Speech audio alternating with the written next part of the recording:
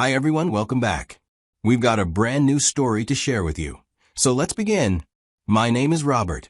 Here is what happened when I decided to watch the video clips from the hidden cameras I installed without telling my wife. What I saw scattered everything I once believed about love and marriage. When I met Lana, she was working as a receptionist at a dental office, saving money to take classes in early childhood education. She was kind, patient, and had a warmth that reminded me of my mother's best qualities. Lana seemed to appreciate my dedication to building a stable future, and she understood that my drive to succeed came from a place of love rather than ambition. We dated for years before I proposed. By then, I had been promoted twice and was earning enough to support both of us comfortably. Lana had been talking about wanting to be a stay-at-home mother someday, and I loved the idea of being able to provide that option for her. My own mother had never had the luxury of choosing between work and family. She had needed both jobs just to pay rent and buy groceries. The early years of our marriage felt like everything I had hoped for. We bought a small house in a decent neighborhood, and I threw myself into work with the goal of providing Lana with security and comfort. I typically worked 50 to 60 hours a week, but I made sure that when I was home, I was fully present. We had dinner together most nights and spent time together. The memory that shaped everything about how I approach family and relationships happened when I was 8 years old. My father walked out of my life, leaving behind a note on the kitchen counter explaining that the financial pressure was too much, that he couldn't handle being responsible for supporting a family when every month felt like drowning. My mother found that note when she came back from dropping me off at school. By the time I got home that afternoon, she had already started making plans for our survival. She never said a bad word about my father in front of me, never used me as a weapon in whatever anger or hurt she was feeling. Instead, she simply got to work. She took on multiple jobs to keep us afloat. I spent a lot of time with babysitters and at after-school programs, but when my mother was home, she was completely present. Watching my mother work herself to exhaustion to keep our small family together made me understand something fundamental about responsibility. She never complained, never made me feel like a burden, never suggested that life would be easier if she didn't have to take care of me. She just did what needed to be done, day after day, year after year. Somewhere during those difficult years, I made myself a promise. If I were ever fortunate enough to have a family of my own, I would never abandon them the way my father had abandoned us. I would work as hard as necessary to provide stability and security, and I would never let the people I loved feel the kind of uncertainty and fear that had defined my childhood. This promise became the driving force behind everything I did. I worked hard in school, not because I was naturally academic, but because I understood that education was the path to better opportunities at that time. I took a job at 16, saving every dollar I could for community college. After graduation, I found work as a junior financial advisor and slowly built a career that could support the kind of life I had dreamed of providing for a family. When my wife, Lana, got pregnant, we were both thrilled. We had been married for 3 years at that point and felt ready to start a family. Lana suggested quitting her job to focus entirely on being a mother, and I supported the decision wholeheartedly.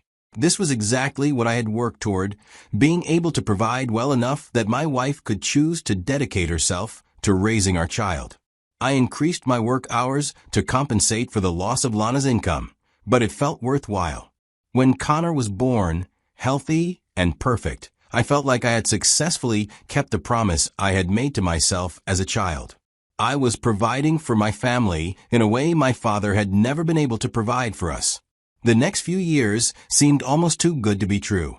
Lana adapted beautifully to motherhood, and Connor was a happy, healthy child who reached all his developmental milestones on schedule.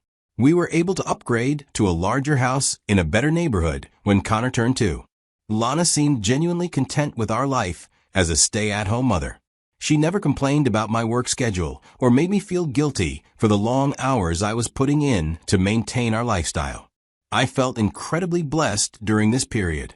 Lana seemed to understand that my dedication to work was motivated by love for our family rather than a desire to avoid domestic responsibilities. When I was home, I was fully engaged, playing with Connor, helping with bedtime routines, taking care of household tasks that Lana couldn't manage with a young child.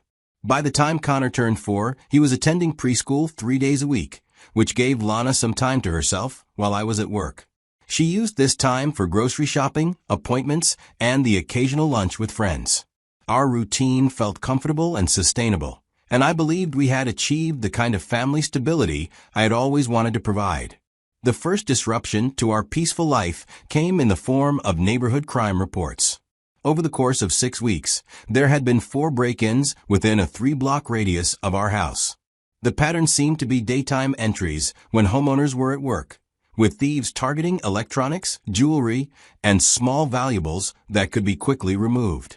Our neighborhood had always felt safe, which was one of the reasons we had chosen to move there when Connor was born. The idea of our home being vulnerable while I was at work concerned me, particularly because Lana was often there alone. Even though she was home most of the time, she did run errands, take Connor to the park, or visit with friends, leaving the house empty for hours at a stretch. At the community meeting organized to discuss the break-ins, several neighbors mentioned installing security systems or cameras. The police officer who spoke to the group recommended visible deterrents, like security company signs and motion-activated lights, but also suggested that hidden cameras could be valuable for identification if a break-in did occur. I spent the following week researching security camera systems that would be appropriate for our needs. I didn't want something overly complicated or expensive, just basic coverage that would provide peace of mind. I settled on a wireless system with 4 cameras that could be monitored remotely through a smartphone app and stored footage on internal memory cards. The installation was straightforward enough that I could handle it myself over a weekend. I placed 1 camera covering the front door approach, another watching the backyard, and 2 interior cameras with views of the living room and kitchen area. These locations would capture anyone entering the house, while still respecting our family's privacy in bedrooms and bathrooms. Lana had taken Connor to visit her parents that weekend, so I was able to complete the installation without interruption. I tested each camera through the app, confirmed that the footage quality was clear, and verified that the motion detection settings were working properly. The system seemed to be functioning exactly as intended. In my focus on getting the cameras installed and operational, I forgot to mention the system to Lana when she and Connor returned home. It wasn't a deliberate omission. I simply had other things on my mind, and since the cameras were for our family's protection, it didn't occur to me that discussing them was urgent. The cameras were small and positioned discreetly, so they weren't immediately noticeable unless you were specifically looking for them. Over the next months, I once in a while checked the live camera feeds through the app, and there were never any security incidents that required my attention. The break-ins in our neighborhood had stopped after that meeting, probably because the increased security measures and police patrols had deterred whatever opportunistic criminals had been operating in the area. Because there had been no security problems, I stopped regularly monitoring the camera system. The app would send notifications if motion was detected, but since Lana and Connor were home most days, these alerts were constant and not particularly useful. I began ignoring the notifications, trusting that the system was working in the background and storing footage in case it was ever needed. On a Friday afternoon, about 8 months after the camera installation, I received a different kind of notification from the camera app. The internal storage was nearly full, and the system would begin automatically deleting the oldest footage within 48 hours to make room for new recordings. The app suggested reviewing and saving any important footage before the automatic deletion occurred. I planned to spend some time that weekend going through the stored footage, partly to free up storage space and partly out of curiosity about what 6 months of our daily life looked like from the camera's perspective. I was actually looking forward to seeing moments I had missed while at work, Connor playing, Lana going about her daily routines, maybe some interactions between them that would be worth saving as family memories. Saturday morning, after Connor had finished his breakfast and was occupied with toys in his playroom, I settled in my home office with my laptop to review the camera footage. The system had stored hundreds of hours of video, organized by date and camera location. I decided to start by skipping through recent footage at high speed, looking for anything interesting or worth preserving. The first hour of review was exactly what I had expected. Lana was moving through her daily routines, Connor was playing, and a normal domestic life was happening while I was at work. There were clips of Lana doing housework, preparing meals, helping Connor with activities, and taking him outside to play in the backyard. It was pleasant to see these moments I typically missed, and I found myself smiling at Connor's enthusiasm for everything he did. But as I continued through the footage, something began to bother me. There was a silver Honda Accord that appeared in several clips, always parked in our driveway during afternoon hours. At first, I assumed this was a delivery vehicle or perhaps a friend of Lana's that I hadn't met. But the car appeared frequently, several times a week, and always during the same time period, typically between 1 and 4 in the afternoon. I began paying closer attention to the clips that included this silver Honda. A man would get out of the car, always the same person. He seemed comfortable approaching our house, like someone who had been there many times before. What struck me as odd was how Lana greeted this man. Even from the limited view the front door camera provided, I could see that their interaction seemed familiar and warm. They would embrace briefly before going inside together, and Lana's body language suggested this was someone she was happy to see rather than a contractor or service provider. I switched to reviewing the interior camera footage from the same dates and times. What I found made me stop the video player and sit back in my chair, trying to process what I was seeing. Lana and this man, whom I would later learn was Ryan, were clearly involved in a romantic relationship. The interior cameras captured them in intimate situations that went far beyond friendship or casual acquaintance. They were physically affectionate in ways that Lana and I hadn't been in a while. I forced myself to continue watching, even though each clip felt like a physical blow. This wasn't a single incident or a momentary lapse in judgment. This was an ongoing affair that had been happening in my house, in my absence, for months. The footage showed this man's visits occurring 2 or 3 times a week, always during the window, when I was at work and Connor was at school. The most devastating aspect of what I was seeing wasn't just the betrayal, but the realization of how much effort and planning had gone into deceiving me. Lana had clearly arranged her schedule around these visits, timing them perfectly to avoid detection. She had maintained a completely normal relationship with me at home while conducting this intense affair during the day. As I continued through other footage, I discovered that on several occasions when her lover visited and our child had been home instead of at preschool, Lana would lock Connor in his bedroom so she could be alone with her lover. The interior camera captured this several times while Lana was distracted in the living room. There were also instances where Lana had delayed picking Connor up from preschool because her time with her affair partner had run longer than planned. I could see timestamps showing Connor should have been picked up at noon, but Lana wouldn't leave the house until after 1 o'clock, meaning our 4-year-old son was left waiting at school while his mother prioritized her affair. I stopped watching the footage at that point. The evidence of Lana's infidelity was overwhelming and undeniable, but discovering that Connor had been neglected and possibly traumatized as part of her deception was more than I could handle in the moment. I closed my laptop and sat in my office for nearly 2 hours, trying to process what I had learned about my wife and the life we had been living together. The questions that haunted me during those hours weren't just about Lana's betrayal, but about my own blindness to what had been happening. How had I missed the signs of such an extensive deception? Had Lana's contentment with our life been completely fabricated? What had I failed to provide that had led her to seek intimacy elsewhere?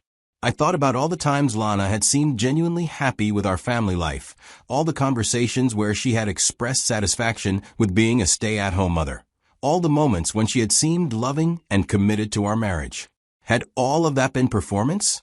Had she been planning or conducting this affair even during times when she seemed most connected to me and Connor? When I finally left my office and rejoined my family for the remainder of the weekend, I had to work hard to maintain a normal demeanor. Lana noticed that I seemed subdued during dinner, and she asked if everything was okay. I told her that I had received some concerning news about a client situation at work, which was a complete fabrication but seemed to satisfy her curiosity. Lana's complete lack of guilt or anxiety about her own deceptions was almost as disturbing as the affair itself. She showed no signs of internal conflict about the double life she had been leading. After dinner, she was affectionate with me in the same casual way she had been for months, seemingly unbothered by the fact that she had been intimate with another man just days before. Over the next several days, I found myself studying Lana's behavior for signs of the deception I now knew existed. What amazed me was how seamlessly she maintained the facade of our normal family life. She prepared meals, took care of Connor, managed household tasks, and interacted with me exactly as she had been doing for months. There was no indication whatsoever that she was conducting an affair or feeling any guilt about her betrayal. During this period of observation, I had to make some fundamental decisions about how to respond to what I had discovered. My first instinct was to confront Lana immediately, to demand an explanation, and try to understand how our marriage had deteriorated to this point without my awareness. But I realized that an emotional confrontation would likely result in denials, excuses, and attempts to minimize the seriousness of what had been happening. Instead, I forced myself to think strategically about what would be best for Connor. The footage I had seen showed clear evidence that he had been negatively affected by Lana's affair, locked in his room, left waiting at school, exposed to adult situations that were inappropriate for a 4-year-old. Any decision I made about our marriage needed to prioritize his well-being over my own emotional needs. I spent several sleepless nights considering whether our marriage could be salvaged. Lana had been conducting an affair for a long time, lying to me daily, and using our son as a prop in her deception. The trust that had been the foundation of our relationship was completely destroyed, and I couldn't imagine how it could be rebuilt. More importantly, I realized that Connor was being raised by a woman who was capable of elaborate and ongoing deception, who was willing to neglect his needs for her own gratification, and who was teaching him through her behavior that dishonesty was acceptable. As someone who was raised by a single mother with unshakable integrity, I couldn't accept the idea of Connor learning these lessons from Lana's example. After a week of agonizing consideration, I decided to end our marriage. This wasn't just about punishing Lana for her betrayal. It was about protecting Connor from being raised in an environment built on lies and ensuring that he had at least one parent who would model honesty and integrity. I began researching family law attorneys who specialized in divorce cases involving custody disputes. Based on online reviews and recommendations, I scheduled a consultation with an attorney with extensive experience in complex divorce proceedings. When I met with the attorney, I brought copies of the camera footage that documented Lana's affair. He reviewed the evidence carefully and explained that the footage was legally admissible and would be extremely valuable in both the divorce proceedings and custody determination. The combination of documented adultery and child neglect would likely result in a favorable custody arrangement and protection from alimony obligations. He recommended moving forward with divorce proceedings quickly, before Lana became aware of the evidence against her. Over the next 3 weeks, I maintained our normal family routine while the attorney prepared the divorce filing. This was one of the most difficult periods of my life, acting like a loving husband while knowing that our marriage was already over, interacting normally with Lana while knowing the extent of her deception, and preparing to disrupt Connor's life in a way that would initially be traumatic but was ultimately necessary for his long-term well-being. The cameras continued recording during this period, documenting additional evidence of Lana's ongoing affair. Her lover's visits continued at the same frequency, with the same casual intimacy that had characterized their relationship for months. Lana showed no signs of ending the affair or feeling guilty about her behavior. Finally, my attorney completed the divorce filing, and we scheduled the service of papers for a Tuesday morning when I would be at work and Connor would be at preschool. I wanted Lana to receive the documents privately, without Connor being present for what would likely be an emotional scene. When Lana called me at work after being served with the divorce papers, her reaction was exactly what I had expected: shock, anger, and denial. But when I told her about the camera footage, her tone changed completely. She realized that her affair had been documented in detail and that her attempts at denial would be futile. She now attempts to blame me for not being present enough in our marriage. The divorce proceedings took several months to complete, but the evidence I had gathered made the outcome largely predetermined. Lana's attorney attempted to negotiate a settlement that would provide her with alimony and significant time with Connor, but the footage of her affair and neglect of our son made such arrangements impossible to justify. Ultimately, I was granted primary custody of Connor, with Lana receiving supervised visitation rights initially. The court determined that her behavior had created an unstable environment for Connor, and that his interests would be best served by living primarily with me. Lana was required to complete parenting classes and counseling before her visitation could become unsupervised. The financial settlement was straightforward since we had a prenuptial agreement, and Lana's adultery eliminated any claim she might have had to ongoing support. She received her portion of our shared assets, but no alimony, and I retained the house and primary custody of Connor. In the months following the divorce, I reduced my work hours to focus on single parenting with the help of caregivers. Connor adjusted remarkably well to our new routine, and I realized that he was actually more relaxed and secure than he had been during the final months of the marriage. He no longer had to witness the tension that had existed between Lana and me, and he no longer experienced the neglect and confusion that had resulted from Lana's divided attention. Looking back now, I realize that the promise I made to myself as a child to never abandon my family the way my father had abandoned us had prepared me to handle this situation with Connor's best interests as my priority. Although my marriage had failed, I had succeeded in providing my son with stability and honest parenting during a difficult transition. The hidden cameras had revealed a truth that was painful but necessary to acknowledge. Sometimes protecting your family means making decisions that are difficult in the short term, but essential for long-term well-being. Lana's affair and neglect of Connor had made our family fundamentally unstable, regardless of how normal our life had appeared on the surface. Connor and I have built a new routine together that feels more authentic and peaceful than the final years of my marriage. While the divorce was painful, I know that I made the right choice for both of us. My son is learning what it means to live with integrity and honesty, values that will serve him well throughout his life.